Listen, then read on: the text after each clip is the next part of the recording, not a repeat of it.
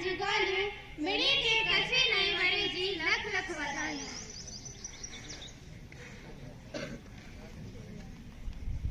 कृष्ण असाड़ी बीच की कछी नहीं वरी तरीके कोला उजले में अचे तो राधा असाड़ी बीच की जानकारी ने था बाकी महेश्वरी जी ने लजली અને ઈ વાતે સમજાઈ કે અષાઢી બીજ की कछी नहीं वरी कोला जे में अचे तो महेश्वरी जी ने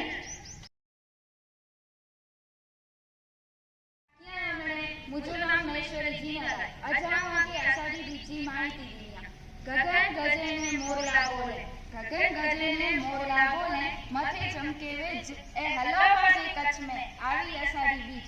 अन्न वधे, धन वधे, शांति वधे, हेत वधे, वधे दया भाव, वधे मेरी जो सहयोग, ही जाए असांजी शुभेच्छा। आ मेरी भाभणे की मुझी तरफथी कच्छी नववरे जी लख लख वधाई।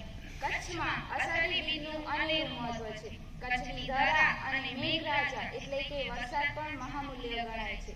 શિયાળે સોરઠ ભલો, ઉનાળે ગુજરાત, ચોમાસે વાગડ ભલો ને ઊંચો કચરો 12 માસ। 12 માસ મીઠું લાગતું કચ્છ અને કચ્છની મીઠી વાણી જગ પ્રસિદ્ધ। ચોમાસે વાગડ ભલો પણ ઊંચો કચરો 12 મેઠડો પાંજો મલક ને મીઠી પાંજી બોલી એથી મેઠડા કચ્છી માળું તેજ પાંજી ઊંઘ ને ઈજ પાંજી યારી જન્મે તે ધર્મ તે કચ્છી એડી ન્યારી।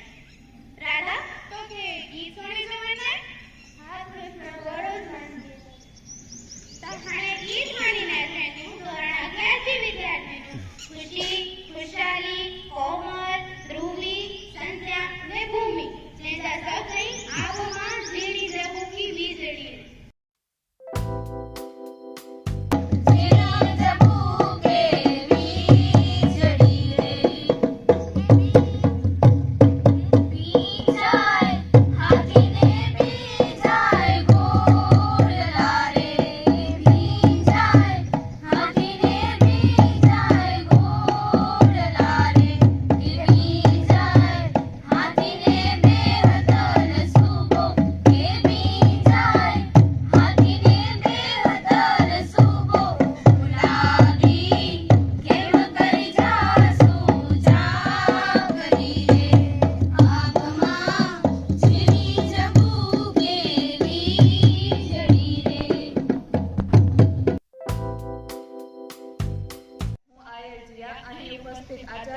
शिक्षको તેમજ મારા વાલા ભાઈ બહેનોને મારા વંદન।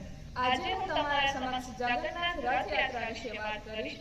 જગન્નાથ પુરીની રથયાત્રા 1558 માં શરૂ થઈ હતી। તે ઓડિશાના ભુવનેશ્વરમાંથી નીકળે છે। પુરીમાં અષાઢી બીજથી રથયાત્રાનો પ્રારંભ થાય છે અને શુક્લા પાસ એકાદશીએ આ રથયાત્રા નિજ મંદિરે પરત ફરે છે।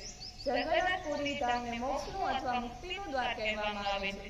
પુરીમાં રાજા ઇન્દ્રધર્મના શાસન દરમિયાન રથયાત્રાનો પ્રારંભ થયો હતો।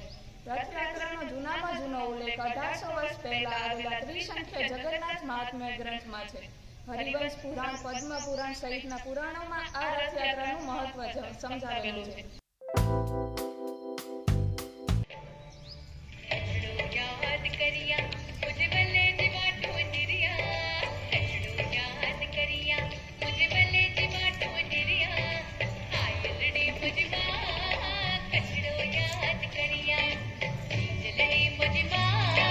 कचड़ो याद करिया।